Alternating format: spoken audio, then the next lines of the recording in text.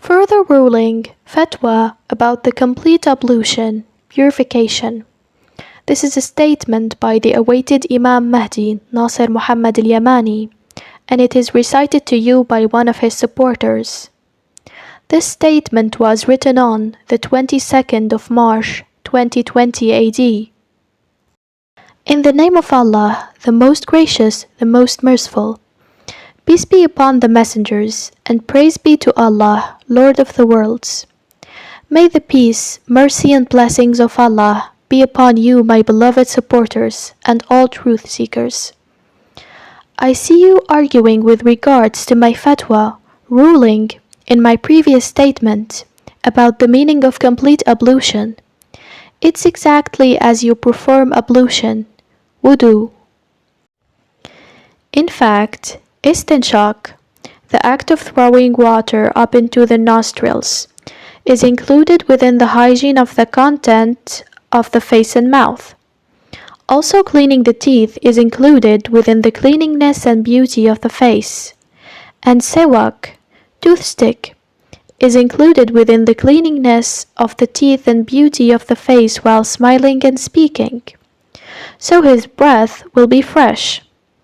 In fact, teeth are a weapon to crumble food. How much does one regret who neglects his weapon when he loses it? Also, wiping the hair and ears with wet hands. Indeed, that Estinshaq, throwing water up into the nostrils, and gargling is an aspect of perfecting the complete ablution, yet is not a condition of only repeating it 3 times, but of repeating it until one feels that his face is cleaned from dry sweat, also his nose from mucus, also rubbing his teeth with his finger when performing ablution, and wiping his head and his ears from behind into its curves from the inside. Not less than 3 wipes, yet not entering water into the ears, just wiping them to remove impurity. The most important thing about ablution is achieving cleanliness.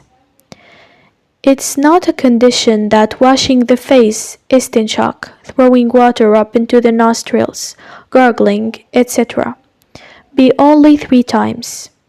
The condition is achieving cleanliness, whether you do them 3 times or more, but at least 3 times. Surely, we remind you and repeat that the most important thing is achieving cleanliness, which is the sensing that one feels they have achieved hygiene. Surely, this is the perfection of complete ablution. I did not prohibit you from gargling and throwing water up into the nostrils, as this is included in washing the face and its content. I do not think that it needs a fatwa, ruling, and if I had seen a mistake in you doing this, I would not have kept quiet about it.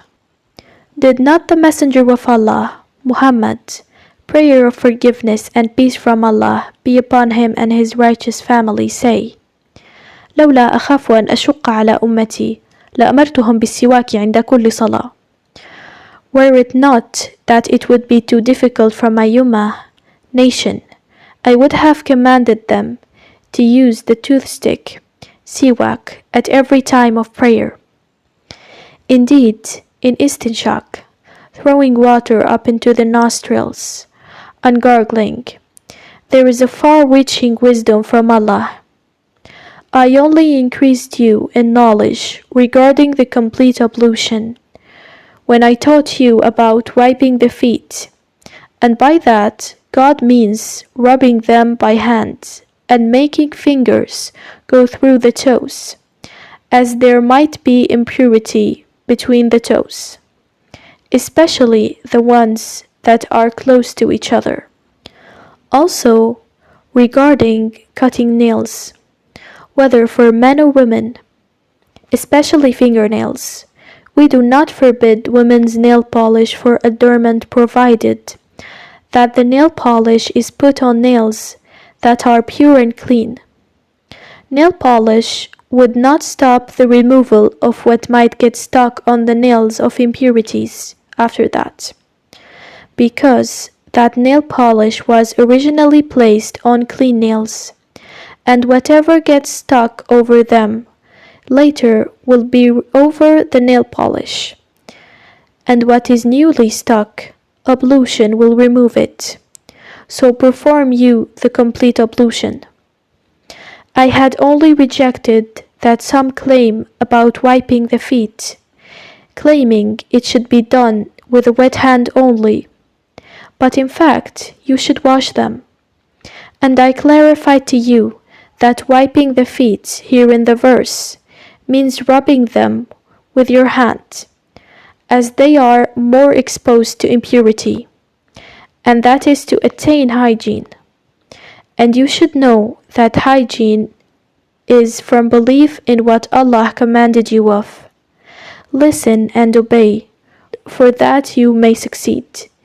Peace be upon the messengers, and praise be to Allah, Lord of the worlds. Your brother, the Imam Mahdi Nasser Mohammad Al-Yamani.